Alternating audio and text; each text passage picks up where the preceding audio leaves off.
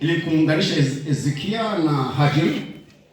Jambo hili takatifu aliheshimu na kulibariki kwa ukoko kwake na kwa muujiza wake wa kwanza aliofanya katika mji wa Kana Galilaya. Ndio imesifiwa zaidi na Mtume Paulo akisema kwamba haina budi kuheshimiwa na watu wote na mkusudiwa kuleta umoja zaidi na Bwana. Kwa hiyo isichukuliwe wala kufanyika kwa namna isiyofaa, wala kwa haraka au kwa uzinifu na washarati, bali kwa heshima na kicho kwa Mungu.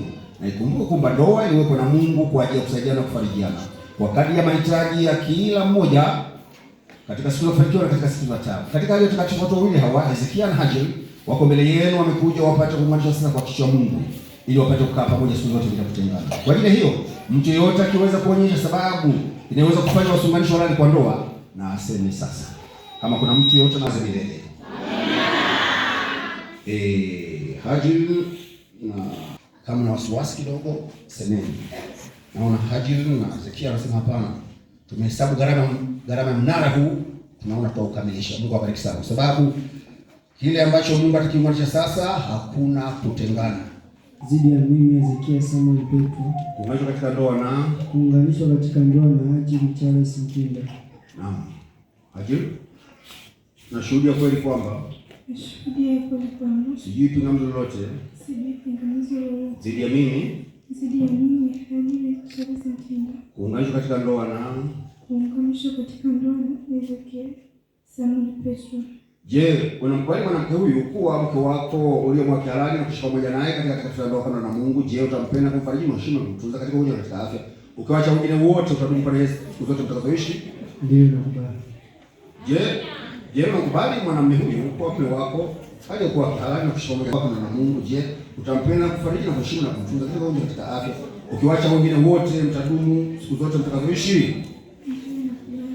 Nani namkabidhi Hajar Mtinda kuwa mke halali wa Ezekia. Watu wote waliokuwa washuhudia kwamba mimi Ezekia Samuel Petro nakutoa wewe Hajar Charles Mtinda uwe mke wangu halali kwa ndoa, niwe nawe na kuambatana nawe tangu sasa na hata siku zote, katika hali njema na katika hali mbaya, katika utajiri na katika umaskini, katika ugonjwa na katika afya, nikupende na kukutunza mpaka mauti atakapotutenganisha, kulingana na amri takatifu ya Mungu. Na katika mambo hayo nakupa ahadi yangu.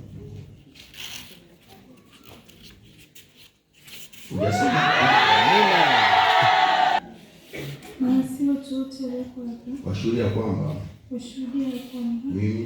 mimi Hajar Charles Mtinda nakutoa wewe Ezekia Samuel Petro uwe mume wangu halali kwa ndoa, niwe nawe na kuambatana nawe tangu sasa na hata siku zote, katika hali njema na katika hali mbaya, katika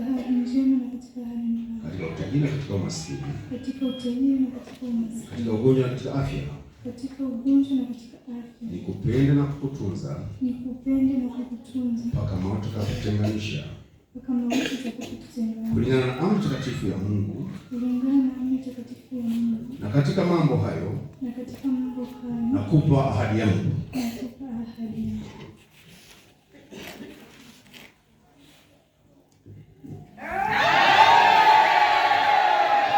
Wamekubaliana kuishi katika hali ya maisha matakatifu ya ndoa, nao wameashuhudia haya na mbele zetu na mbele za Mungu.